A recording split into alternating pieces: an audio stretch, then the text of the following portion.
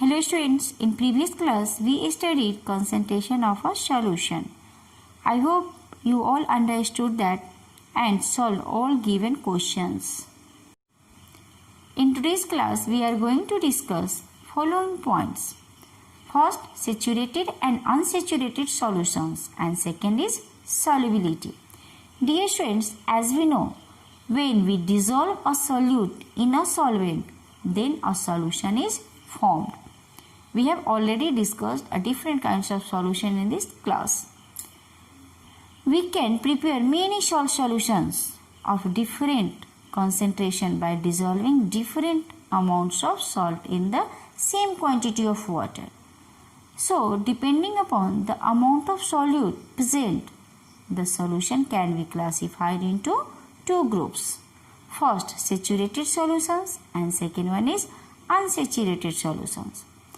So let's begin with saturated solution.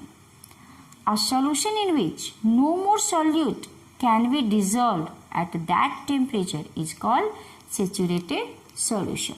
For example, if in an aqueous salt solution no more salt can be dissolved at that particular temperature, then the salt solution will be a saturated solution. Thus, a saturated solution contains the maximum amount of solute which can be dissolved in it at that temperature. It is obvious that a saturated solution contains greater amount of solute than an unsaturated solution. Now, unsaturated solution. A solution in which more quantity of solute can be dissolved without raising its temperature is called an unsaturated solution. For example, if in an aqueous solution of salt, more of salt can be dissolved without raising its temperature, then this salt solution will be an unsaturated solution. Actually, an unsaturated solution contains lesser amount of solute than the maximum amount of solute which can be dissolved in it at that temperature. Here we have to understand a solution is saturated at a particular temperature only. We can understand with this example. If we dissolve a fixed amount of sodium chloride, that is 36 grams, in 100 grams of water at a temperature 20 degrees Celsius. So here we can say amount of solute 36 grams, that is fixed, amount of solvent, that is also fixed 100 grams, and temperature is also fixed, that is 20 degrees Celsius. So it means that a saturated solution of sodium chloride at 20 degrees Celsius contains 36 grams of sodium chloride dissolved in 100 grams of water. You may take another example also. 32 grams of potassium nitrate can be dissolved in 100 grams of water at a temperature of 20 degrees Celsius. But dear friends, increasing or decreasing of temperature can affect the saturated solution. Now, effect of heating and cooling on a saturated solution.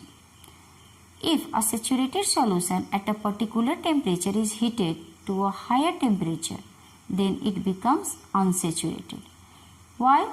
Because the salinity of solute increases on heating due to increasing of temperature. Dear students, we have to understand the solubility of a solute in a solution, however, cannot be increased indefinitely on raising the temperature of the solution. Now we have to understand the cooling effect of saturated solution.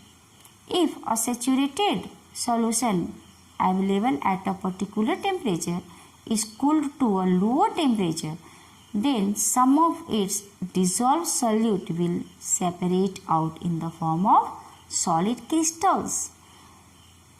This is because the salinity of solute in the solution decreases. Why? Because on cooling, salinity of solute can decrease.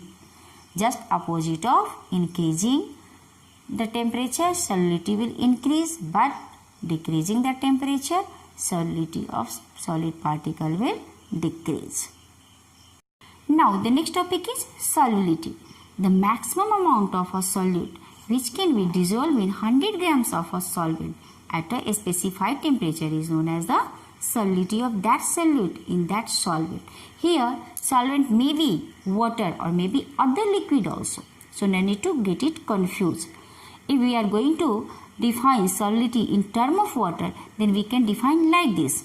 The maximum amount of solute which can be dissolved in 100 grams of water at a given temperature is the solubility of that solute in water. So the solubility is always stated as mass of solute per 100 gram of water. For example, a maximum of 32 grams of potassium nitrate can be dissolved in 100 grams of water at 20 degrees Celsius. Means here temperature is fixed for the dissolving 32 grams of potassium nitrate in 100 grams of water. So the solubility of potassium nitrate will be in water 32 grams at 20 degrees Celsius. Means we must have to say how much gram of solute is going to dissolve in 100 grams of water at a fixed temperature. Next example you may take, a maximum of 36 grams of sodium chloride can be dissolved in 100 grams of water. Temperature will be also fixed, that is 20 degrees Celsius. Therefore, the solubility of sodium chloride will considered as 36 grams at 20 degrees Celsius. So here the solubility of different substances in water is different. Since the solubility depends on temperature also, so while expressing the solubility of a substance, we have to specify the temperature also. Here the solubility of some of the common substances are given. You have to understand it. First is copper sulfate. Copper sulfate solubility it is given 21 gram. So here 21 gram means it will dissolve in 100 grams of water at 20 degrees Celsius. Potassium nitrate solubility will be 32 gram.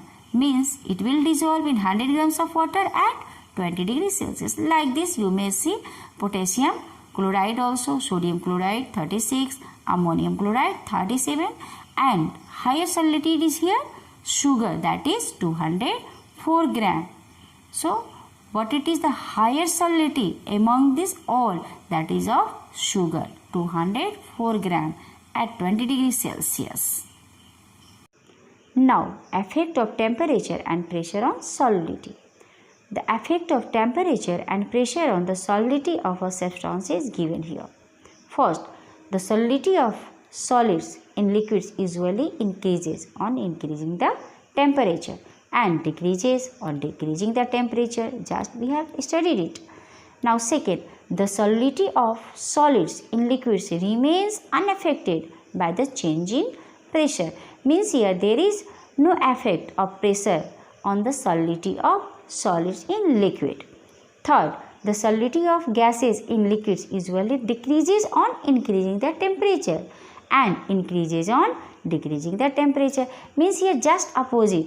In case of solid particles, when we increase the temperature, then solubility also increases. But in case of gases, when we increase the temperature, solubility decreases, and when we decrease the temperature, solubility increases.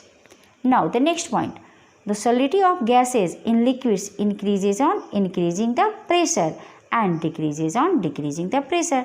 Again it is just opposite. Here pressure also affects the rate of solubility in case of gases.